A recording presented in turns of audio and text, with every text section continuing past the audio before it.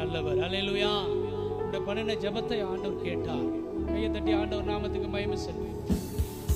எல்லா தோல்வியும் வெற்றியாய் மாறப்போகிறது. எல்லா தோல்வியும் வெற்றியாய் மாறப்போகிறது. அதுக்கு காரணம் இந்த 3 நாள் உபவாச ஜெபம். அல்லேலூயா. வருகிற 2026ல நம்முடைய தோல்வி எல்லாம் வெற்றியாய் மாறப்போகிறது. அல்லேலூயா. அதுக்கு எது முக்கிய காரணமா இருக்க போகுதுன்னா இந்த 3 நாள் உபவாச ஜெபம். அல்லேலூயா. அப்ப இந்த வருஷத்துல நடந்த தோல்வி போல, இந்த வருஷத்துல நமக்கு வந்த பிரச்சனை நம்ம விழுந்தது போல வர்ற வருஷத்துல நம்ம விழ போறதே இல்லை. அப்படியே ஜம்முன்னு கம்முன்னு உட்காந்துருக்கீங்களே. ஆமென் சொன்னாதானே நடக்கும். ஆமென் ஆமென் சொன்னாதானே நடக்கும். ஹல்லேலூயா ஹல்லேலூயா. குறைஞ்சபட்சம் இந்த உபவாச ஜெபத்தினால நம்முடைய ஊழியத்துல குறைஞ்சபட்சம் 1 மடங்கு, குறைஞ்சபட்சம் ரொம்ப அடிமட்டமா குறைஞ்சபட்சம் 1 மடங்கு அதிகமாக போகுது. இப்ப இருக்கிறத பார்க்கலாம் 1 மடங்கு அதிகமாக போகுது. ஹல்லேலூயா ஹல்லேலூயா. ஆமென். அதிகபட்சங்கிறது 30, 1000 மடங்கு. 1000 கூட. நல்ல கையை தட்டி ஆண்டவர் நாமத்துக்கு மகிமை. ஹல்லேலூயா. 1 மடங்குனால இங்க 1000 பேர் இருந்தாங்கன்னா அடுத்தது 2000 பேர் இல்ல, 100 பேர் ஒரு சபையில 200 பேர். அல்லேலூயா. இது குறைஞ்சபட்சம் நடக்க போகுது. அதுக்கு என்ன விஷயம்னா, இப்போ நம்ம இங்க ஜெபம் பண்ற ஜெபங்கள், இங்க சொல்லப்படுகிற வசனங்கள், இங்க சொல்லப்படுகிற விடுதலுக்கான காரணம் என்ன, ஏன் விழுந்தோம், ஏன் நம்ம தோத்தோம், ஏன் நம்ம ஜெயிக்க முடியலங்கிறதெல்லாம் கரெக்டா கேட்டு அதை கரெக்டா நம்முடைய வாழ்க்கையில அபியாசம் பண்ணும் பொழுது அப்படி நடக்க போகுது. அல்லேலூயா. சொல்ல மாட்டீங்களா? ஆமென் சொல்ல மாட்டீங்களா? அல்லேலூயா அல்லேலூயா. ஸ்தோத்திரம். ஒரு வசனத்தை நம்ம படிப்போம். 1 தெசலோனிக்கேயர் 5ஆம் அதிகாரம் 23வது வசனம்.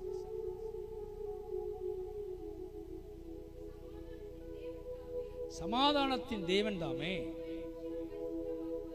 முற்றிலும் பரிசுத்தமாக்குவாராக. உங்கள் ஆவி ஆத்துமா சரீரம் முழுவதும் நம்முடைய கர்த்தராகிய இயேசு கிறிஸ்து வரும் பொழுது குற்றமற்றதா இருக்கும்படி காக்கப்படுவதாக. தேவன் பரிசுத்தப்படுத்துவாராக, அது காக்கப்படுவதாக. ஆமென். தேவன் ஆவி ஆத்துமா சரீரத்தை எல்லாம் என்ன பண்ணுவார்? அவரு தேவன் முற்றிலும் நம்மளை என்ன ஆக்குவாரு? பரிசுத்தமாக்குவார். நம்முடைய ஆவி ஆத்துமா சரீரம் முழுவதும் கர்த்தராகிய இயேசு கிறிஸ்து வரும் பொழுது முற்றிலும் காக்கப்படுவதாக. ஆண்டவர் நம்ம எப்பெல்லாம் ஒரு சமூகத்து வருமோ அப்பெல்லாம் அவர் நம்மை பரிசுத்தமாக்குகிறார். அல்லேலூயா. ஆனா அதை காக்கப்படணும். அது நம்ம என்ன பண்ணணும்? காத்துக்கொள்ளணும். அந்த பரிசுத்தத்தை காத்துக்கொள்ளணும். ஆவி ஆத்துமா சரீரம் முற்றிலும் அது கிறிஸ்து வரும் பொழுது பாதுகாக்கப்படுவதாக. அது எப்படி காக்கப்படணுமா? குற்றமற்றதாக காக்கப்படணும். எப்படி காக்கப்படணும் சொல்லுங்க பாப்போம். குற்றமற்றது. அப்ப நம்ம எப்படி இருக்கிறோம் தெரியுமா? ஆவி ஆத்துமா சரீரமா இருக்கிறோம். அல்லேலூயா. தேவன் எப்படி இருக்கிறார்? ஒரு 3 ஜெப குறிப்பை நம்ம பண்ண போறோம். அதுக்கு முன்னாடி சில வசனங்களை சொல்லி ஏன் நம்ம விழுந்தோம், ஏன் விழுந்துகிட்டே இருக்கிறோம், விழுந்தவங்க எப்படி அதை ஜெயிச்சாங்க, என்ன நமக்குள்ள போராட்டம் நடக்குது, அதை நம்ம எப்படி மேற்கொள்றது அப்படிங்கிறத சொல்லிட்டு அதுக்கு ஜெபிக்க போறோம். அவ்வளவுதான். அல்லேலூயா. ஆமென். தேவன் எப்படி இருக்கிறாரு? ஆவி அவருக்கு திருத்துவம். அவர் எப்படி இருக்கிறாரோ அப்படிதான் நம்மளையும் படைச்சிருக்கிறார். தேவன் எப்படி இருக்கிறாரோ அப்படிதான் நம்மளை படைச்சாரு. தம் சாயலாகவும் தம் ரூபத்தின்படி அவர் நம்ம என்ன பண்ணாரா? படைத்திருக்கிறார். தேவன் எப்படி இருக்கிறாரோ அப்படியே நம்மளை படைத்திருக்கிறார். இப்போ நம்ம எப்படி இருக்கிறோம்னா தேவன் எப்படி இருக்கிறாரோ அப்படியே நம்ம இருக்கிறோம். தேவன் எப்படி இருக்கிறாரோ அவருக்கு என்னெல்லாம் வல்லமை இருக்கோ, என்னெல்லாம் சத்துவம் இருக்கிறதோ, என்னெல்லாம் பலன் இருக்கிறதோ அதெல்லாம் நமக்கு இருக்குது. அல்லேலூயா. அப்படிதான் ஆண்டவர் நம்மளை படைத்திருக்கிறார். ஆமென். ஒரு குயவனை போல சூப்பரா ஒரு களிமண் எடுத்து அழகா என்ன பண்ணியிருக்கிறார்? மனுஷனை படைத்திருக்கிறார். தாவீது சொல்லும்போது 139:14 இந்த படைப்பை குறித்து, தேவரீர் என்னை சிருஷ்டித்த இந்த சிருஷ்டிப்பை குறித்து நான் மிகவும் என்ன பண்றேன்? பிரமிக்கிறேன், ஆச்சரியப்படுறேங்கிறார். எங்க படிங்க பார்ப்போம். சங்கீத புஸ்தகத்துல 139 நான் பிரமிக்கத்தக்க அதிசயமாய் உண்டாக்கப்பட்டபடியால் உம்மை துதிப்பேன். எப்படி நான் உண்டாக்கப்பட்டிருக்கிறேன்னு சொல்றாரு அவரு. பிரமிக்கத்தக்க விதமாய் உண்டாக்கப்பட்டிருக்கிறேன். அவரு ஒரு ஒரு மண்ணினால மண்ணை குழைச்சி பானையாகவும் சட்டியாகவும் பூ சட்டியாகவும் பலவிதமான பாண்டங்களாக குயவன் என்ன பண்ணுவாரு? அதை உருவாக்குவார். அதே போல தேவன் மண்ணினாலே நம்மளை உண்டாக்கினாராம். ஆமென். ஒரு குயவன் ஒரு பானையை உண்டாக்கும் பொழுது அந்த திரியில வச்சு மண்ணை பிசைஞ்சு அப்படியே உண்டாக்கி கையால் அதுக்கு குறவெல்லாம் வச்சு இதெல்லாம் வச்சு செஞ்சுடுவார். ஆனால் கீழே எப்படி இருக்கும்? ஓட்டையாக இருக்கும். அந்த பானையை செஞ்சு முடித்த பிறகு தூக்கி பார்த்தா கீழே எப்படி இருக்கும்? கீழ்ப்பக்கம் ஓட்டையாக இருக்கும். அதை அப்படியே தட்டி தட்டி தட்டி தட்டி இணைச்சி அதை அப்படியே ஒட்டிடுவாங்க. தண்ணியோ ஓட்டையோ அது எதுனாலும் நிற்கிற அளவுக்கு தட்டி தட்டி செய்வாங்க. ஆனால் இப்படியா தேவன் நமக்கு செஞ்சுருக்கிறாருனா இல்லை. ஏன் இவர் பிரமிச்சிருக்கிறாரு சொன்னாக்கா, எத்தனை விதமான நிரம்புகள் இருக்குன்னு என்ன முடியுமா நமக்குள்ளார? தோளில் கொசுவலை போல நிரம்பு இருக்குதான். தோளில் கொசுவலை இருக்குல்ல, கொசுவலை போல நம்முடைய தோளில் நிரம்பு இருக்குதான். பா, இதெல்லாம் அவர் பண்ணினது. இன்னொன்று, மனிதனுடைய குடல் வருதுல, வருதுல, அப்படியே வளைஞ்சு வளைஞ்சு வளைஞ்சு வளைஞ்சதுல அந்த குடலை சும்மாவே இப்படி வளைச்சு வளைச்சு வச்சிருந்தா என்ன இருக்கும்? சாப்பாடு போட்டோம்னா டொரைன்னு தொங்கிக்கிட்டு கீழே இறங்கிடும். அதனால அதுக்கு ஒரு ஸ்டாண்டு, கொடி கொழுப்பு, அதுக்கு ஒரு கொடி கொழுப்பு ஸ்டாண்டு மாதிரி அப்படி பண்ணி பண்ணி பண்ணி பண்ணி இதில் இணைச்சி இதெல்லாம் ஒரு மனுஷனை செஞ்சும் போது உள்ளார செஞ்சுருக்கிறாருன்னு நினைக்கிறேன். குடல் அப்படி டீப்பு நல்லா செஞ்சுட்டு அது அப்படியே உணவு போன உடனே தண்ணி போனோன்னு பொஸ்க்கு நிற்கல இறங்கிடக்கூடாதுன்ட்டு கொடி கொழுப்பு அதில் தான் அந்த குடல் நிற்கிது. ஐயோ, கிட்னி ஒன்று போயிட்டு இன்னொன்று வேலை செய்ய 2 இப்படிலாம் அந்த சரீரங்களில் அவர் படைத்திருக்கிற விதத்தை நினைச்சு தாவீதுக்கு என்ன வந்துட்டு பிரமிப்பு வந்துட்டு. இதெல்லாம் நம்ம என்னைக்கு நினைச்சிருக்கிறோமா? ரத்த நாணங்கள் ஓடிட்டு இருக்க ரத்தம். பாடும்போது சொன்னார், ரத்தம் அவர் கொடுத்தது, சரீரம் அவர் கொடுத்தது, வெள்ளன் அவர் கொடுத்தது, சத்தியம். அது அவர் நம்மளை மனுஷனை பண்ணது பானை பண்ற மாதிரி இல்ல. அது ரொம்ப கஷ்டம். பானைங்கிறது லேசா அப்படி வளைச்சிடலாம். மனுஷனை எப்படிலாம் பண்ணியிருக்காரு பாருங்க. மண்டை, 2 காது ஓட்டை, மூக்கு ஓட்டை. மூக்கு ஓட்டைக்கு மூளைக்கு சம்மந்தம் இருக்கு. மூக்கில் இருக்கிற ஓட்டைக்கும் மூளைக்கும் சம்மந்தம் இருக்கு. ஹார்ட்டுக்கும் மூளைக்கும் சம்மந்தம் இருக்கு. இதெல்லாம் இந்த நரம்பெல்லாம் கொண்டு போய் ஜாயிண்ட் பண்ணி அவர் படைத்திருக்கிற விஷயத்தை நினைச்சு தாவீதுக்கு என்ன வந்துட்டு பிரமிப்பு வந்துட்டு. அல்லேலூயா, பிரமிச்சுட்டார் அவர். இதெல்லாம் நம்ம நினைச்சாதான் கர்த்தர் எப்படிப்பட்டவர். ஒரு பல்லு இருக்குல்ல, ஒரு பல்லு, அதை நம்மளால என்ன பண்ண முடியாது. செட்டு பல்லு கட்டுறோம்னு வச்சுங்க, ஒரிஜினல் பல்லு மாதிரி இருக்குமா? அவ்வளவுதான். இந்த பல்ல நீங்க உடைக்கவே முடியாது. ஒரிஜினல் பல்லு இருக்குல்ல, மண்ணுக்குள்ள போட்டு புதைச்சு 1000 வருஷம் கழிச்சு தோண்டி பார்த்தா பல்லு பல்லாவே தான் இருக்கும். அது நீங்க உங்க பராமரிப்பு கம்மி. ஆனா அந்த பல்ல அவ்வளவு கடவுளுடைய படைப்பு பாத்தீங்களா? தாவீது எப்படி பிரமிச்சிருக்கிறாரு பாத்தீங்களா? இப்படி படைச்சிட்டாரு அவரு. இப்படி படைச்சிட்டு அதுக்குள்ளாரதான் அவர் ஆவி என்ன பண்ணிருக்கிறாரு? கொடுத்திருக்கிறார். அல்லேலூயா, அவர் ஆவியை கொடுத்திருக்கிறார். இப்ப மனுஷன் எப்படி இருக்கிறான்? ஆவியா இருக்கிறான், ஆத்மாவா இருக்கிறான், சரீரமா இருக்கிறான். அல்லேலூயா. செத்து போனோன்னா சரீரத்துக்கு தூக்கி என்ன பண்ணி போடுறாங்க? அவ்வளோ பிரம்மாண்டமா பிரமிக்கத்தக்க வகையில புதைச்ச சரீரத்தை போட்டு புதைச்சிடுறாங்க, மண்ணுக்குள்ளார புதைச்சிடுறாங்க. அல்லேலூயா. இந்த ஆத்மா இருக்கு பாருங்க, அது தேவனிடத்துல போய் நிக்குது. ஆத்மா தேவனிடத்துல போய் நிக்குது. எதுக்கு? நியாய தீர்ப்புக்கு. ஆத்மா இருக்கு பாத்தீங்களா? இந்த ஆத்மா தேவனுடைய நியாய தீர்ப்புக்காக போய் நிக்குது. அதுக்கு நரகத்துல வேதனை கொடுக்குறாங்க, இல்லாட்டினா பரலோகத்துல சூப்பரா இளைப்பாறப்படு. ஐஸ்வர்யவான் 2 பேர் லாசர் இருந்தாங்களா, அங்க போயிட்டு ஐஸ்வர்யவான் எங்க கிடக்குறான்? நரகத்துல கிடக்குறான். அவனுக்கு ஒரே வேதனை, ஒரே தாகம், ஒரே கஷ்டம், ஒரே பிரச்சனையா இருக்கு அவனுக்கு. எல்லாம் இருக்கு, வலி இருக்கு, உணர்வு இருக்கு, தாகம் இருக்கு, எல்லா பிரச்சனையும் இருக்கு அவனுக்கு. அங்க இருந்து தவிக்கிறான். லாசர் போய் அங்க இளைப்பாறிக்கிட்டு இருக்கிறாரு. இப்ப என்ன போனுச்சு? 2 பேருமே செத்துட்டாங்க. 2 பேருடைய சரீரமும் எங்க இருக்கு? எங்க இருக்கு? மண்ணுக்குள்ளதான் இருக்கு. ஆனா வலிக்குதே யாருக்கு? ஆத்மாவுக்கு. அது மகிமையின் சரீரம். நம்ம இப்ப இப்படி இருக்கிறோம், அப்புறமா எப்படி இருப்போம்? இயேசு போலவே இருப்போம், அப்படிலாம் இருக்கு. மகிமையின் சரீரம் கொடுக்கப்படும் நம்ம நினைக்கிறோம். ஆனா இப்போ ஆத்மாவுக்கு வலி இருக்கும், ஆத்மாவுக்கு தாகம் இருக்கும், ஆத்மாவுக்கு பிரச்சனை இருக்கும். இந்த ஆத்மாவை பத்தி இன்னைக்கு நம்ம 3 விதமா இருக்கிறோம். ஆவி இங்க இருக்கு, ஆத்மா இங்க இருக்கு, சரீரம் இங்க இருக்கு. சரீரத்தை பாவத்துக்குள்ள நடத்துறது ஆத்மா தான். இந்த ஆத்மாவுக்கு சுகபோகமா இருக்கணும்னே விருப்பம் இருக்கு. எப்படி இருக்கு? சுகபோகமா இருக்கணும். அது சுய சித்தம் செய்கிற ஆத்மா. நான் படிச்சு எனக்கு ஒரு வெளிப்பாடு கிடைச்ச உடனே ரொம்ப அது பிரம்மாண்டமா இருந்துச்சு. அல்லேலூயா. இது இந்த உபஜபத்துக்காகவே ஆவியானவர் கொடுத்திருக்கிறார். அவன் இந்த ஆத்மா இருக்கு பாத்தீங்களா, சுய சித்தம் செய்ய விரும்புகிற ஆத்மா. ஐஸ்வர்யவான் நிறைய விளைஞ்சிடுச்சு, மூட்டை மூட்டையா சேர்த்துட்டான். என்னடா பண்றது? கிடங்கு இந்த குடோன் சின்னதா இருக்க, என்ன பண்றதுன்னு உடைச்சி பெருசாக்கி கட்டி மூட்டை மூட்டையை அடுக்கி வச்சுட்டு ஆத்மாவை பார்த்து பேசுறான். ஆத்மாவே, லூக்கா சுவிசேஷம் 12ஆம் அதிகாரத்துல, ஆத்மாவே உனக்காக நிறைய சேமிச்சு வச்சுட்டேன், நீ வெகு நாள் என்னமா இரு, சாப்பிட்டு புசித்து மகிழ்ச்சியா இரு அப்படின்னு சொல்றாரு. யார் சொல்றா? அப்ப ஆத்மா எதை விரும்பி இருக்கு? சுகபோகமா இருப்பதே, சேமிப்பு வைப்பதை, சுயநலமா இருப்பதை அது விரும்பி இருக்கு. அதனால இந்த மனுஷன் அதை பாட்ட பேசுறான். ஆனா ஆண்டவர் குறுக்கிடுறாரு அங்க, ஏய் மதிகடனே, இன்றைக்கு ராத்திரி ஒரு ஆத்மா எடுத்துக்கொள்ளப்பட்ட என்னடா பண்ணுவேன்? நீ சேர்த்து வைக்கிறதெல்லாம் யாருக்காகும் அப்படின்னு பேசுறாரு. அல்லேலூயா. இயேசு ஒரு நியாயசாஸ்திரி வர்றான். லூக்கா 10ஆம் அதிகாரத்துல 27வது வசனத்துல அப்படி படிச்சோம்னா, நியாயசாஸ்திரி வந்து இயேசு கிட்ட கேட்பான், ஆண்டவரே நான் நித்திய ஜீவன் அடைவதற்கு நான் என்ன செய்யணும் அப்படின்ட்டு. இயேசு அவன்கிட்ட கேள்வி கேட்பாரு, நீ என்னப்பா இது வரலையும் தெரிஞ்சிருக்கிற? நியாயசாஸ்திரி தானே நீ, இவ்வளவு நாளா நீ படிச்சு வச்சதெல்லாம் என்னது அப்படின்னு. அவன் உடனே சொல்றான், என்னுடைய முழு இருதயத்தோடும், முழு ஆத்மாவோடும், முழு பலத்தோடும், முழு சிந்தையோடும் உன் தேவனாய கர்த்தரிடத்தில் அன்பு கூறுவாயாக என்று எழுதியிருக்கிறது அப்படின்னு சொல்றான். நீ போய் அப்படியே செய்ய பிழைச்சிக்குவேன் அப்படின்னு சொல்ற. இப்ப அங்க ஆவி இருக்கானா? இல்ல. இந்த சொன்னது எல்லாமே என்னதான்? ஆத்மா மாம்சம் சம்பந்தப்பட்டதுதான். இன்னொரு இடத்துல இயேசு சொல்லுவாரு, சரீரத்தை மாத்திரம் கொல்ல வல்லவர்களா இருக்கிறவர்களுக்கு நீங்கள் என்ன பண்ண வேண்டாம், ஆத்மாவையும் ஆவி கிடையாது, ஆத்மாவையும் சரீரத்தையும் நரகத்திலே அழிக்க வல்லவருக்கே பயப்படுங்கள். இப்ப ஆவி அழிக்க முடியுமான்னா அழிக்க முடியாது. ஆவி என்ன பண்ண முடியாது? அழிக்கவே முடியாது. அது அக்னியில போட்டாலும் அவிக்க முடியாது, வெந்நீர்ல போட்டாலும் அவிக்க முடியாது. ஆவிக்கு என்னவே இல்லை, அழிவே இல்லை. அது பாட்டுக்கு சூப்பரா இந்த பக்கம் இருக்கு. அதை பத்தி நாளைக்கு நம்ம பார்த்து ஜெபம் பண்ணுவோம். இன்னைக்கு நம்ம இந்த ஆத்மா என்ன பண்ணிக்கிட்டு இருக்கு நமக்குள்ள இருந்து தான் நம்ம பார்க்கிறோம். ஆத்மா என்ன பண்ணிக்கிட்டு இருக்கு நமக்குள்ள இருந்து. இப்ப இந்த ஆத்மா தான் நரகத்துல போய் வேதனைப்பட போகுது. சரீரம் மண்ணுக்குள்ள போயிடுது. சரீரத்தையும் ஆத்மாவையும் சேர்த்து கொல்ல வல்லவருக்கே பயப்படுங்கள்லாம் என்ன அது? இப்போ எலியா என்ன பண்ணாரு? சரீரத்தோட போனாரு. ஏனோக்கு என்ன பண்ணாரு? சரீரத்தோட போனாரு. ஒருவேளை நம்மள சரீரத்தோட தூக்கி நரகத்துல போடுறதுக்கு வல்லவர் அவரு.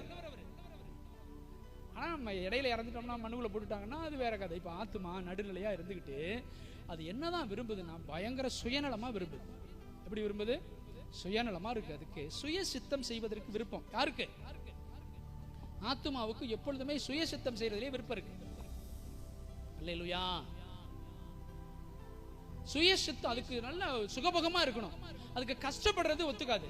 அதுக்கு நமக்கு இந்த சூழ்நிலை நமக்கு பாதகமா இருந்தா அதால ஒத்துக்காது. அது அப்படியே துவண்டு போயிடும், அது அப்படியே சொங்கி போயிடும், அது அப்படியே கவலைப்படும், அது அப்படியே பயங்கர வேதனைப்படும். அதுதான் ஆத்மா. நமக்குள்ள வேதனை வருது, நமக்குள்ள கலக்கம் வருது, நமக்குள்ள குழப்பம் வருது, நமக்குள்ள இதெல்லாம் வருது இல்ல, இதுக்கு பேர் யார் செய்யற உள்ள இருந்துன்னா ஆத்மா செய்யற வேலை. அல்லேலூயா. அதான் பாருங்க, அது மறந்து போயிடும். கர்த்தர் செய்த நன்மை இருக்குல்ல, அதெல்லாம் அது மறந்து போயிடும். அதனாலதான் ஒவ்வொரு ஜெபத்திலும் என் ஆத்மாவே கர்த்தரை ஸ்தோத்திரி, முழுவதுமே அவருடைய பரிசுத்த நாமத்தை ஸ்தோத்திரி, அவர் செய்த சகல உபகாரங்களையும் மறவாதே. அப்ப ஆத்மா கிட்ட பேசிக்கிட்டே இருக்கணும். அது மறந்துடும். கர்த்தர் செய்த நன்மையை மறந்துடும், கர்த்தர் செய்த அற்புதத்தை மறந்துடும், எந்த நிலைமையில நம்மளை தூக்கி எடுத்தாருன்னு மறந்துடும், நமக்கு என்னெல்லாம் அவர் செஞ்சிருக்கிறாருன்னு மறந்துடும். நமக்கு ஒரு சூழ்நிலை வரும்போது ஏற்கனவே இப்படிப்பட்ட ஒரு சூழ்நிலை நம்மளை தூக்கி எடுத்தாரு, இப்படிப்பட்ட வியாதியில நம்மளை தூக்கி எடுத்தாரு, ஏன் இதை தூக்கி எடுக்க மாட்டாருன்னு அது என்ன பண்ணாது, நம்பாது. உடனே கலங்கிடும், உடனே குழம்பிடும், உடனே பிரச்சனை ஆயிடும். இதான் ஆத்மா வேலை, உள்ள இருந்து செய்யற வேலை. இப்ப ஆத்மா தாவீது சொல்றாரு 42:5 43:5 சங்கீதம் 42:5 43:5 அதுல தாவீது சொல்வார், என் ஆத்துமாவே. 42:5 படிங்க பாப்போம். என் ஆத்துமாவே. பாத்தியா, ஆத்துமா கலங்கக்கூடியது. ஒரு சின்ன பிரச்சனையா இருந்தா, பாதகமான சூழ்நிலை இருந்தா என்ன பண்ணிடும், கலங்கிடுது. அப்படியே கலக்கம்னா தெரியுது உங்களுக்கு, குட்டையை பிடிச்சி கலக்கி விடுறாங்களே, நல்லா தெளிஞ்ச தண்ணி என்ன ஆயிடுது, கலங்கிடுது. அப்படியே ஒரு பிரச்சனைனாலே ஆத்மா என்ன பண்ணுது, உள்ள இருந்து கலங்கிடுது. அப்படியே என்ன நடக்க போதோ, இந்த சரீரம் என்ன ஆக போதோ அப்படின்னு கலங்கிடுது. அப்படியே அல்லேலூயா. கலக்கம் வந்துடுது. இப்போ யாருக்கு? ஆத்மாவுக்கு. இதை கண்டுபிடிச்சிட்டாரு. இதை பாதகமான சூழ்நிலையில என் ஆத்மா இப்படி கலங்குதேன்னு சொல்லிட்டு தான் அவர் பேசுறாரு, என் ஆத்மாவே ஏன் கலங்குகிறாய்? தேங்கி போய் அப்படியே ஒண்ணு ஜம்மிச்சு போய் நிக்கிறது. தேங்கிறதுனா என்ன? தேங்கிறதுனா அப்படியே ஜம்மிச்சு போய் நிக்கிறது. எந்த வேலையும் நடக்காது. அடுத்தது என்ன செய்யறதுனே தெரியாது, அடுத்த மூவிங் என்னன்னே தெரியாது. அப்படியே திகங்கி போய் திகச்சு போய் நிக்கிறது. அப்படியே ஏன் திகங்குகிறாய்? தேவனை நோக்கி காத்துரு. ஆத்மா கிட்ட என்ன பண்ணணும்? பேசுறாரு. தேவன்கிட்ட யார் பேசுறா? ஆத்மா கிட்ட பேசுறாரு. இவர் தாவீது பத்தி பேசுறாரு. பாத்தீங்களா? இப்ப நமக்கிட்ட பிரச்சனை வரும்பொழுது இதுதான் நம்ம செய்யணும். அல்லேலூயா. ஆத்மா கிட்ட அடிக்கடி பேசிக்கிட்டே இருக்கணும். ஆத்மாவே, அதுக்கு பாதகமான சொல்ல ஒத்துக்காது. அதுக்கு சுயநலமா தான் முடிவெடுக்க முடியும், சுயபோகமா தான் வாழ முடியும். அப்ப இப்படி நம்ம அடிக்கடி என்ன பண்ணிட்டு இருக்கணும், அதுட்ட பேசிக்கிட்டே, என் ஆத்மாவே நீ என்ன பண்ணிட்டு இருக்கிற, இப்போ ஏன் நீ கலங்குற, ஏன் நீ திகைற, நீ உட்காரு உட்காரு. இப்ப உட்காந்துட்டோமா, வந்துட்டோமா, தேவனை நோக்கி காத்திரு. காத்திருக்கிறதுனா என்ன? அவர் ஏதாவது செய்யறவர்களே நம்ம காத்துக்கிட்டே இருக்கிறது, அவர் கொடுக்கிறவர்களே நம்ம காத்துக்கிட்டே இருக்கிறது. எஜமானுடைய கையை எஜமான்கள் என்ன பண்ணிட்டு இருக்காங்க, அது கொடுக்கிறவர்களையும் பார்த்துக்கிட்டே இருப்பாங்க. அதே மாதிரி காத்திருக்கிறதுனா அவர் ஏதாவது செய்யறவர்களே என்ன பண்ணிட்டே இருக்கணும். எப்பொழுதுமே காத்திருக்கிறது நமக்கு பலன்க. எப்பொழுதுமே காத்திருந்தா அது நமக்கு பலன் தாங்க. காத்திருந்தோம்னாக்கா பலன் அடைஞ்சுதான் போவோம். இன்னொன்னு, நம்ம சும்மா இருந்தோம்னா அவர் நமக்காக யுத்தம் பண்ணுவாரு, நம்ம யுத்தம் பண்ணோம்னா அவர் சும்மா இருப்பாரு. காத்து இருக்கணும். அதுதான் இப்ப சொல்றாரு, நீ தேவனை நோக்கி காத்திரு.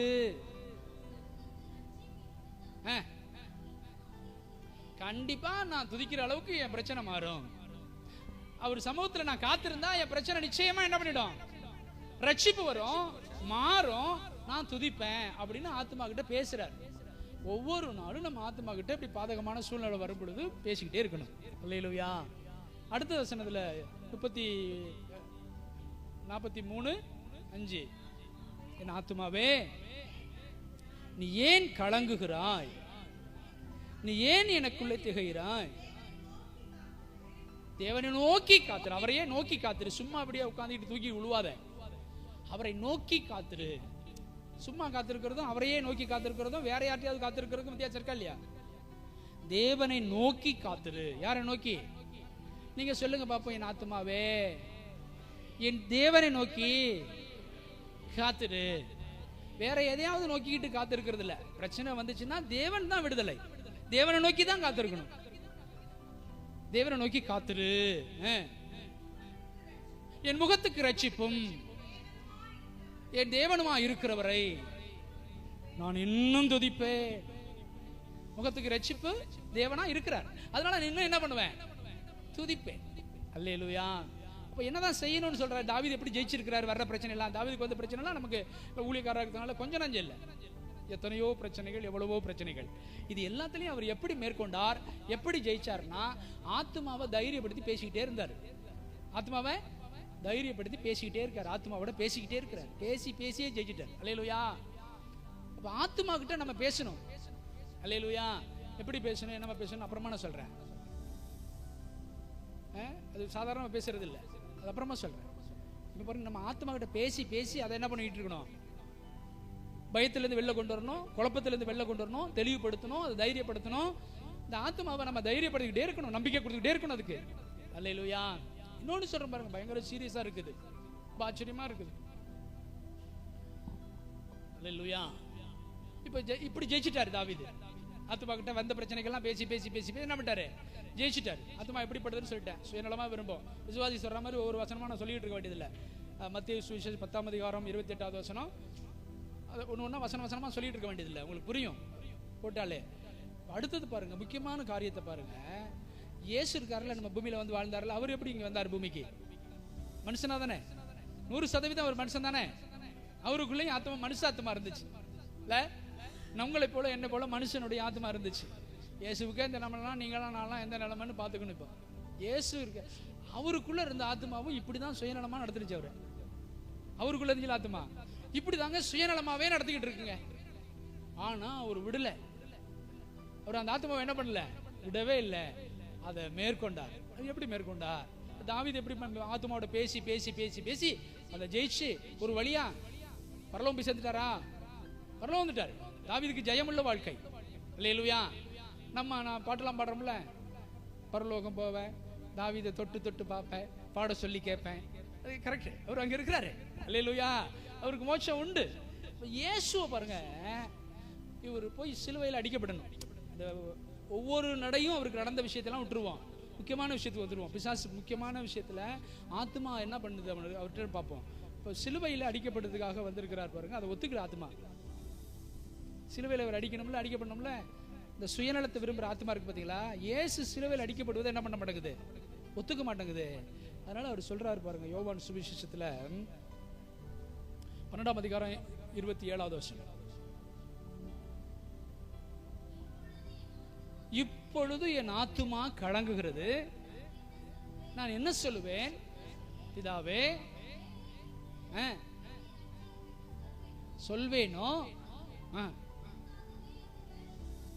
இயேசு எதுக்காக வந்திருக்கிறாருன்னு நமக்கும் தெரியும், தேவதூதன் சொன்னார், அவர் நமக்கும் தெரியும், அவருக்கும் தெரியும்.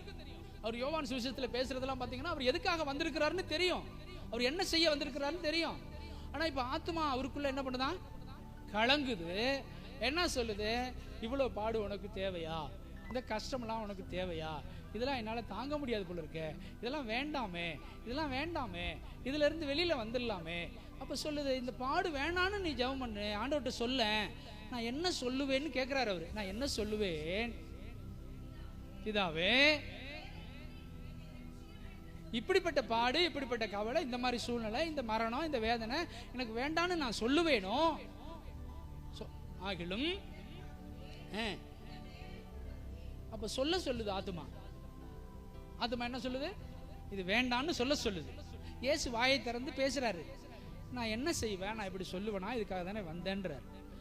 ஆனா சொல்லியும் விட்டார், வாய் திறந்து சொல்லியும் விட்டார். மார்க்கு சுவிசேஷம் படிங்கள. மார்க்கு சுவிசேஷத்துல 14ஆம் அதிகாரம் 34வது வசனம். அப்பொழுது அவர், என் ஆத்துமா மரணத்துக்கு ஏதுவான துக்கம் கொண்டிருக்கிறது. துக்கம், மரிக்க போறதே நீங்க நல்லா ரசிக்கப்பட்டு அவரோட உட்கார்ந்து இருக்க போறதுக்கு தான், அவர் தான் ஆளுகை செய்ய போறாரு, அதுக்காக தான். ஆனா இந்த ஆத்துமா இருக்கு பாத்துக்க, இயேசுக்குள்ள இருக்கிற ஆத்துமா துக்கம் கொண்டாடுது, மரணத்துக்கு ஏதுவான துக்கம் கொண்டாடுகிறது.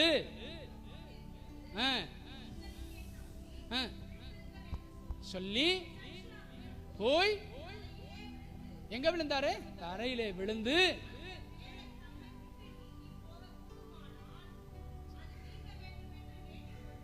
எந்த வேலை? சிலுவையில அடிக்கப்படுது அந்த இருக்குல்ல, அது என்னை விட்டு நீங்க வேணுமா? நீங்கட்டும். இந்த சிலுவை பாடு மரணம்லாம் எனக்கு வேண்டாம், இது என்னை விட்டு நீங்க கூடுமானால் நீங்கட்டும். இயேசு இப்படி ஜெபிச்சிட்டாரு. ஆத்துமா அவ்வளவு பிரஷர் கொடுத்துருச்சு. இயேசு வாயை திறந்து ஜெபிக்க வைக்கிற அளவுக்கு இந்த ஆத்துமா என்ன பண்ணிடுச்சு? பயங்கரமான பிரஷர் கொடுத்துடுச்சு, அழுத்தம் கொடுத்துடுச்சு. இயேசு வாயை திறந்து இந்த வேலை எனக்கு வேண்டாம், இது என்னை விட்டு நீங்க கூடுமானால் நீங்கட்டும், வந்ததே இதுதானே அவருக்கு தெரியும். யோசிச்சு பார்த்தா முடியலங்க. இயேசுக்கே இந்த நிலைமை, நான் இந்த ஆத்மாவோட உங்களுக்கு எனக்கெல்லாம் ஏமாத்துறேங்க. இதை கண்டுபிடிச்சிட்டோம்னா தாங்க ஜெயிக்கலாம். அல்லேலூயா. கண்டுபிடிச்சாதான் ஜெயிக்க முடியும். ஜெபிச்சிட்டாரு பாருங்க வாயை திறந்து. இன்னொன்னும் அதுல சொல்றாரு பாருங்க, ஆச்சரியமா இருக்கு. அப்பா பிதாவே, இத நீக்கிறதுக்கு உம்மாலே கூடும். இந்த சிலுவை மரணம், இந்த பாடு, இந்த ரத்த சிந்துதல், இதெல்லாம் வேணான்னு நீக்கிறதுக்கு உம்மாலே கூடும். இந்த பாத்திரத்தை இல்லத்திலிருந்து எடுத்து போடும். சிலுவையும் வேண்டாம், பாடு வேண்டாம், மரணம் வேண்டாம், முள்முடிய வேண்டாம், இதை என்னிடத்திலிருந்து எடுத்து போடும். ஆகிலும்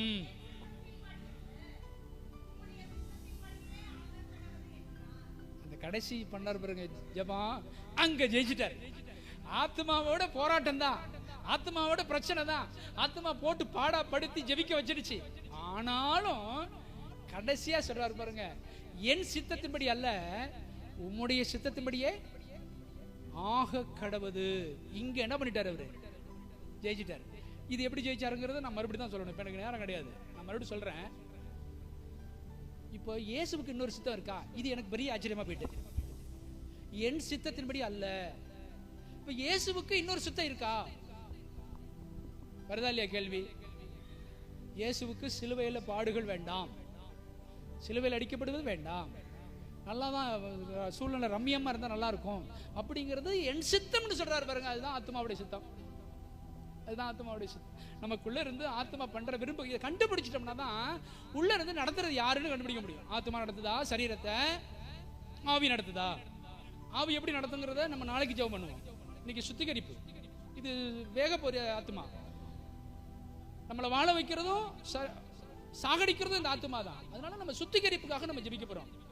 இந்த ஆத்மா எவ்வளவு மோசமானதுன்னு பாத்தீங்களா? ஆத்மா என் சித்தத்தின்படி அல்லனா இயேசுவுக்கு இன்னொரு சித்தம் இருக்கு. உங்களுக்கு எனக்கெல்லாம் இருக்குமா இருக்காதா? தோல்விக்கு காரணம் புரியுதா? நம்முடைய சித்தம் என்ன, அவருடைய சித்தம் என்ன? அவருடைய சித்தத்துக்கு நம்ம ஒப்பு கொடுத்தாரு பாருங்க. ஆகிலும் என் சித்தத்தின்படி அல்ல, உம்முடைய சித்தத்தின்படியே ஆக கடவுதுன்னு ஒரு கட்டளையை போட்டு விட்டாரு. அவ்வளோ போராடி இப்ப ஜெயிச்சிட்டார். எஸ், அல்லேலூயா. அப்ப எல்லா காரியத்திலுமே நாம அவருடைய சித்தத்துக்கு ஒப்பு கொடுக்கும் பொழுதுதான் காரியம் நடக்குது. 3 காரியத்துக்கு நம்ம ஜெபிக்க போறோம். 3 வசனத்தை உங்களுக்கு சொல்லிடுறேன். அல்லேலூயா. மத்தேயு சுவிசேஷம் 11ஆம் அதிகாரம் 29வது வசனம். நான் சாந்தமும் மனத்தாழ்மையுமா இருக்கிறேன், நுகத்தை உங்கள் மேல் ஏற்றுக்கொண்டு. ஜெபகுறிப்பு 1 நாம எப்பொழுதும் அவர்கிட்ட கத்துக்கொண்டே இருக்கணும். எப்படி கற்றுக்கொள்ளணும்னா, நுகத்தை பூட்டி கொண்டுன்னு. இது எப்படி? நுகத்தை உங்கள் மேல் ஏற்றுக்கொண்டு. நுகம்னா என்ன? நுகத்தடி. மாட்டு 2 மாட்டை வச்சு நுகத்தடி பூட்டுவாங்கல்ல, நுகம் பூட்டுவாங்கல்ல. 2 மாடு வைப்பாங்க, ஒரு மரத்தை தூக்கி வைப்பாங்க, பூட்டங்கயிறு போட்டு பூட்டுவாங்க. அந்த மாடு 2ம் அது இஷ்டத்துக்கு போக முடியுமா? மாட்டியாச்சு, நுகத்தடி வச்சு மாட்டியாச்சு. இரு நான் புல்லு தின்ட்டு வரேன், போமா? இரு தண்ணி போமா? கொஞ்ச நேரம் நான் வந்துடுறேன், இந்த பக்கம் இழுக்க முடியுமா? புண்ணாக்கு திங்க போக முடியுமா? அல்லேலூயா. எங்கேயுமே இப்போ நான் சொல்லப்பா புண்ணாக்கு திங்க போக முடியுமான்னு பாஸ்டர் ஜான் மேட். இந்த புகழ் உங்களுக்கு கவனிங்க. அது எடுத்துட்டு போக முடியுமா? இஷ்டப்படி போக முடியுமா? இந்த பக்கம் போக முடியுமா? அந்த பக்கம் போக முடியுமா? நுகம் பூட்டியாச்சுன்னா 2 மூக்கணாங்கயிறு எங்க இருக்கும்? ஒருத்தர் உட்கார்ந்து பாருங்க, அவர்கிட்ட இருக்கும், அவர்கிட்ட இருக்கும்.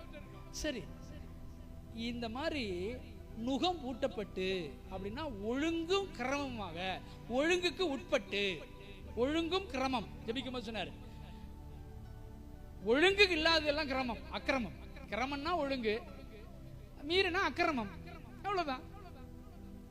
ஒழுங்குக்கு உட்பட்டு என்னிடத்துல கற்றுக்கொள்ளுங்கள், அப்பொழுது உங்க ஆத்மாவுக்கு இளைப்பாறுதல் கிடைக்கும். ஆத்மாவுக்கு ஆறுதல் இல்லாதனாலதான் இவ்வளவு வேலை பண்ணிக்கிட்டு இருக்கு. இங்க ஆறுதல், அந்த ஆத்மாவை உண்மையான ஆறுதல் படுத்தக்கூடிய ஒரே நபர் இயேசுதான். ஏன்னா அவர்கிட்ட தானே வந்துச்சு. வந்தது எங்க இருந்து? அங்க இருந்தானே வந்துச்சு. அதனாலதான் இயேசு சொல்றாரு பண்டிகையின் கடைசி நாட்கள்ல, ஓ தாகமா இருக்கிறவர்களே நீங்கள் எல்லோரும் இடத்துல வாருங்கள், நான் உங்களுக்கு சாரி தப்பா சொல்றேன். ஓ தாகமா இருக்கிறவர்களே நீங்கள் எல்லாரும் இடத்துல வந்து பானம் பண்ணுங்கள். பண்டிகையின் கடைசி நாட்கள் சொல்ல பானம் பண்ணுங்க. இவர்கிட்ட தண்ணியா வச்சிருக்கிறாரு, குடமுள்ள ஒண்ணும் இல்லை. இடத்துல வந்து பானம் பண்ணுங்க. என்ன கொடுக்கிறாரு? இவருடைய வார்த்தை, இவருடைய போதனை, இவருடைய கற்றுக் கொடுக்கிற காரியம் அந்த ஆத்மாவுக்கு இளைப்பாறுதலை கொடுக்குது, தாகத்தை தீக்குது. என்ன சொல்றாரு? நீ நுகத்தை பூட்டி கொண்டு ஒழுங்கும் கரவமா என் இடத்துல கற்றுக்கொள்ளு. அந்த நுகம் ரொம்ப வெயிட்டான நுகம் இல்லை, அது ரொம்ப லகுவானதுதான், ஈஸியானதுதான், மெதுவானதுதான். அந்த ஒழுங்குக்கு உட்பட்ட இடத்துல கற்றுக்கொள். அப்பொழுது உன் ஆத்துமா இளைப்பார் இருந்துச்சுனாக்கா, இங்க மூட்டையா நெல் மூட்டை வேணும், அரிசி மூட்டை வேணும், கோதுமை மூட்டை வேணும், ஆட்டுக்கறி வேணும், கோழிக்கறி வேணும், இது இருந்தாதான் எனக்கு சரியா வரும்னு இது என்ன பண்ணாது? அதெல்லாம் சாதாரணமா வரும், சாதாரணமா சாப்பிடும், அது ஒரு பெருசா இருக்காது. இதுக்கு என்னதான் எப்பொழுதும் வேணும்னா இங்கேதான் ஆறுதல். இதை இங்க உட்கார வச்சு பழகிட்டோம்னு வச்சுங்க. எங்க? இயேசுவின் சமூகத்தில். தாவீது சொன்னதும் அதான், தாவீது கண்டுபிடிச்சது அதுதான். இங்க உட்காரு, நீ உட்கார வச்சுட்டாரு ஆத்மாவை. இயேசு என்ன சொல்றாரு? வாருங்கள், வருத்தப்படுறவங்களே வாங்க, கவலைப்படுறவங்களே வாங்க, பாரம் சுமக்கிறவங்களே வாங்க, என்னிடத்துல வந்து அமருங்க, நுகம் பூட்டிடுங்க, பொசுக்குன்னு. அப்ப அந்த மாடு, அந்த நான் யோசிச்சு பார்த்தேன் என்னன்னா, யூரின் வந்துச்சுன்னா அது வந்து கேட்டுக்கிட்டு போக வேண்டிய அவசியம் இல்லை, அது பாட்டுக்கு போயிடும். வண்டி போயிட்டு இருக்கும் போதே போயிடும். மோஷன் வந்தாலும் அது பாட்டுக்கு என்ன பண்ணிடும்? போயிடும். நம்ம அப்படி செய்ய முடியாது. அதுக்கு மட்டும் வேணாக்கா இப்படி விரலை காட்டிட்டு போகலாம், 1வது 2வது பிள்ளைங்க மாதிரி. அதுக்கு மட்டும் வேணா அதை மட்டும் என்ன பண்ணோம்? நிக்காத செஞ்சுக்கிட்டே இருக்கும் இல்லையா? சோத்ரம். நுகத்தை பூட்டி கொள்ள வேண்டும். ஒழுங்கு கிரமத்துக்கு இதுதான் ஒழுங்கு, இதுதான் கிரமம், இதுதான் சட்டத்திட்டம், சகலமும் ஒழுங்குறமா செய்யணும். இந்த ஒழுங்குக்கு உட்பட்டு நம்ம அவரிடத்துல கத்துக்கொள்ளும் பொழுது நம்முடைய ஆத்மா எப்படி இருக்கும்? இளைப்பாறுதலா இருக்கும் ஜெயிப்பதற்கு. இது ஒரு ஜெபகுறிப்பு. ஆண்டவரே, உங்களுடைய சமூகத்தில் உங்களுடைய வார்த்தையினால, உங்களுடைய போதனையினால எங்களை நீங்க இளைப்பாற பண்ணணும். எங்க ஆத்மா இளைப்பாரா இருந்துச்சு ஆயிடுச்சுன்னு வச்சுங்க, ஆத்மா இளைப்பாறிடுச்சுன்னு வச்சுங்க, அவ்வளவுதான். அதுக்கப்புறம் நமக்கு நரம் கிடையாது, ஆத்மாவுக்கு வேதனை கிடையாது. அல்லேலூயா. பாடுற பாட்டு பாடின ஜோசப் பண்ணல, எனது ஆன்மா உம்மை நினைத்து என்னாலும் இப்படி ஏங்க ஆரம்பிச்சிடும். முட்டைக்கு தானியத்துக்கு ஏங்கினது, அதுக்கு உலக பிரகாரமான எல்லாம் ஏங்கினது இங்கே ஏங்க ஆரம்பிச்சிடும். பாடுவோம் இந்த ஒரு வரிய, எனது ஆன்மா உம்மை நினைத்து என்னாலும் ஏங்குதையா. மறுபடியோ, எனது ஆன்மா என்னாலும் ஏங்குதையா, உம்மை நினைக்கின்றேன் நடுராவிலும் தியானிக்கின்றேன், எந்தன் படுக்கையிலும் உம்மை நினைக்கின்றேன் நடுராவிலும் தியானிக்கின்றேன், என் நேசர் நீதானையா, நேசிக்கின்றேன் உம்மை தானையா, என் நேசர் நீதானையா, நேசிக்கின்றேன் உம்மை தானையா. அல்லேலூயா. இப்போ அதை பழக்கிடணும். ஆண்டவர் சமத்துல உட்கார வச்சு பழக்கிட்டோம்னா, அது நடுராத்திரிலையும் அது ஆண்டவரை வாஞ்சிச்சுன்னா, அவரையே தேடுனுச்சுனாக்கா, இப்போ நமக்கு தோல்வி இல்லை. ஆத்மாவை ஒரு மனுஷன் ஜெயிச்சிட்டான்னா வெற்றி தான். இப்போ நமது ஆத்மாவை ஜெயிக்கணும், அதுக்கு அங்கே அமர பண்ணி கற்றுக்கொள்ளணும். எவ்வளவுக்கு எவ்வளவு நம்ம தேவனிடத்தில் கற்றுக்கொள்கிறோமோ அவ்வளவுக்கு அவ்வளவு ஆத்மா எப்படி இருக்கும், இளைப்பாறுதலாக இருக்கும். அல்லேலூயா. அது அது பண்ணாது, அது பால் மறந்த குழந்தைன்னு சொல்லுவாங்க பாஸ்டர். பால் மறந்த குழந்தைய போல அப்படின்னு ஓடுது, அலையுது, தெரியுதுன்னு சொல்லுவாங்க. அது மாதிரி ஆத்மா அது அடங்கி உட்காரதெல்லாம் பெரிய பிரச்சனை. சாதாரணமாக உட்காராது, அதை அடக்கி அமர பண்ணணுமா. இந்த இவர் சொல்றாரு பாருங்க, 1 பேதுரு 4ஆம் அதிகாரம் 19வது வசனம், 17 இருந்து படிங்களேன் 19 வரை. 1 பேதுரு 4ஆம் அதிகாரத்துல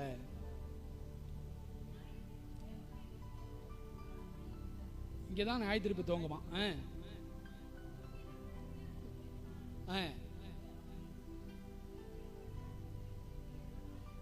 என்னமா இருக்கும்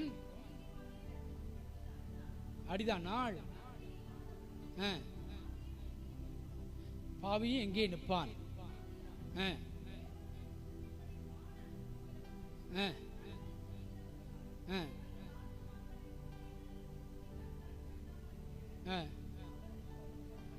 ஆத்மாவை ஒப்பு கொடுக்க கிடவோம். ஆண்டவர் இடத்துல ஒப்பு கொடுக்கணும். ஒன்று தேவ சமூகத்தில் நம்ம கற்றுக்கொள்றதுக்கு முதல்ல ஆத்மாவை என்ன பண்ணணும், ஒப்பு கொடுத்துடணும். இதான் முதல் ஜெப குறிப்பு. இன்னொரு ஜெப குறிப்பு சொல்லி முடிச்சு நம்ம ஜெபம் பண்ண போறோம். ஸ்தோத்திரம். 1 பேதுரு 2ஆம் அதிகாரம் 23வது வசனத்திலிருந்து 25 வரை, உங்கள் ஆத்மாவுக்கு மேய்ப்பரும் கண்காணிமானவரிடத்துல சேர்க்கப்பட்டிருக்கிறீர்கள். ஏற்கனவே நீங்க எப்படி இருந்தீங்கன்னா மேய்ப்பன் இல்லாத ஆடுகளை போல அலைஞ்சிங்க. இப்போ ஆத்மாவுக்கு மேய்ப்பரும் கண்காணிமானவரிடத்துல சேர்க்கப்பட்டிருக்கிறீர்கள். நமக்கு ஒரு மேய்ப்பர், நமக்கு ஒரு கண்காணி. ஆத்மா எப்பொழுதும் கண்காணிக்கப்படணும். என் ஆத்மா எப்பொழுதும் கண்காணிக்கப்படணும், நம்ம ஒப்பு கொடுத்து ஜெபிக்கணும். இன்னொன்று, என் ஆத்மா எப்பொழுதும் மேய்க்கப்படும், நல்லா மேய்க்கணும். நம்முடைய ஆத்மாவை நல்லா மேய விடணும். சத்தியத்தை ஆவலா கேட்கணும். நீங்க பிரசங்கம் பண்ணாலும் சரி, நீங்க படிச்சாலும் சரி, நீங்க அதை ஆவலா கேட்டு அது ஆத்மா நல்லா மேயணும், சத்தியத்தில் மேயணும். அப்பதான் அது குழம்பாம திகையாம பிரச்சனை இல்லாம இருக்கும். அது 3வது பாயிண்ட் சொல்லிடுறேன். ஸ்தோத்திரம். யாக்கோபு 1:21.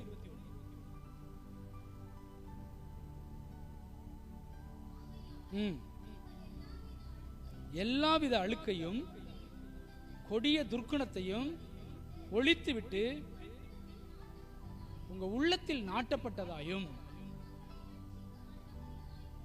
உங்க ஆத்துமாக்களை ரட்சிக்க வல்லமை உள்ளதாயும் இருக்கிற வசனத்தை சாந்தமா ஏற்றுக்கொள்ளுங்கள். ஆத்மாவை ரட்சிக்கிறது எதுதான்?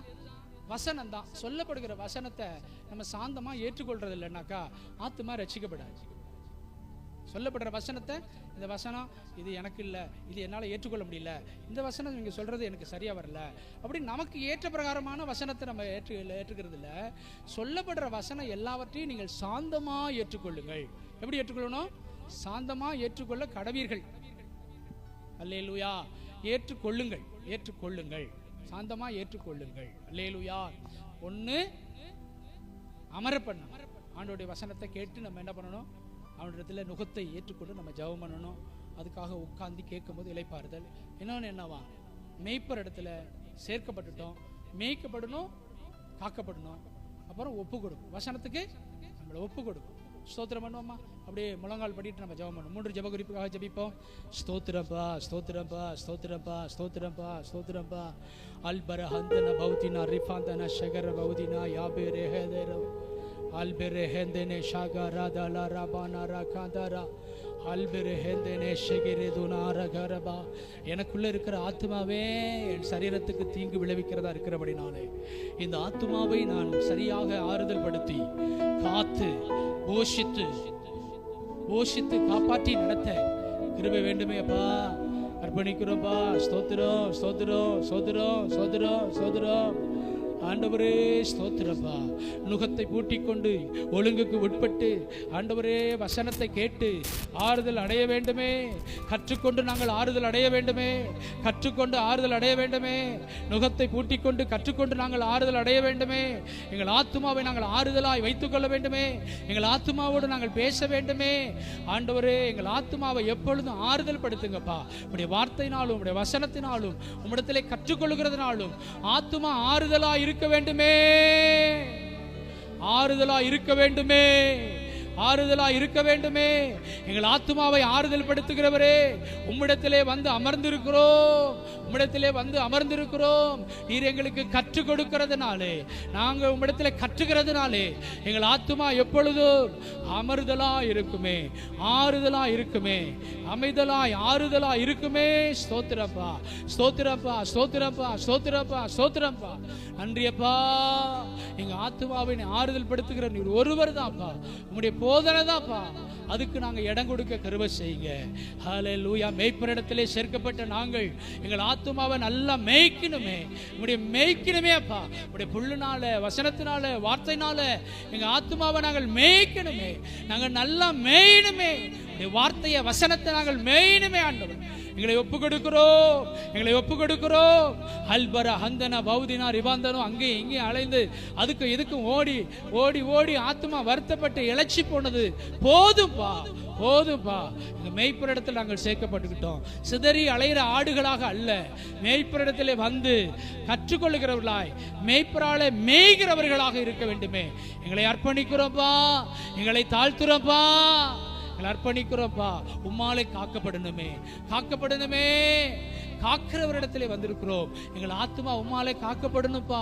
காவலுக்குள்ளேயே நாங்க இருக்கணும். எங்க ஆத்மா எப்பொழுதும் காவலுக்குள்ளே இருக்கணும். உன் ஆத்மாவை எல்லா காவலோடும் காத்துக்கொள் என்று எழுதியிருக்கிறதே.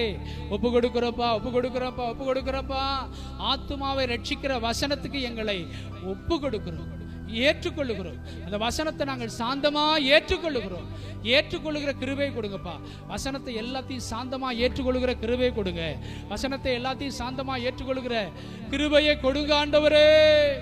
கிருபையை கொடுங்கப்பா, கிருபையை கொடுங்கப்பா, கிருபையை கொடுங்கப்பா. ஜெபம் பண்ணுகிறோம். ஜார்ஜி ஜெபம்.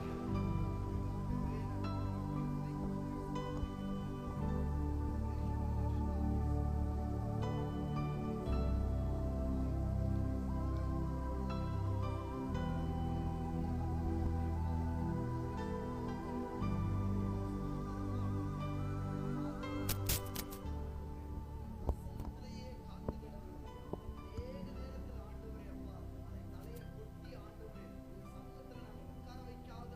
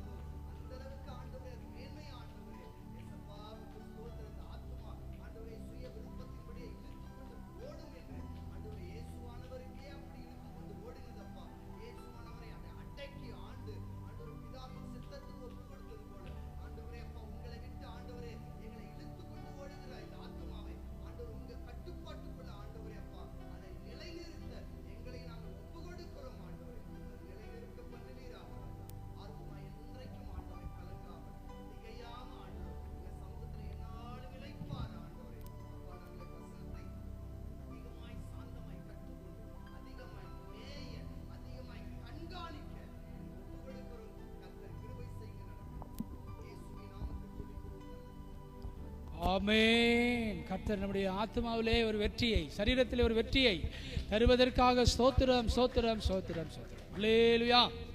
எழுந்திருச்சு நம்ம டீ குடிச்சிட்டு வந்துடுவோம். டீ குடிச்சிட்டு வந்து தொடர்ந்து நம்ம ஜெபம் பண்ணுவோம். கர்த்தருக்கு ஸ்தோத்திரம்.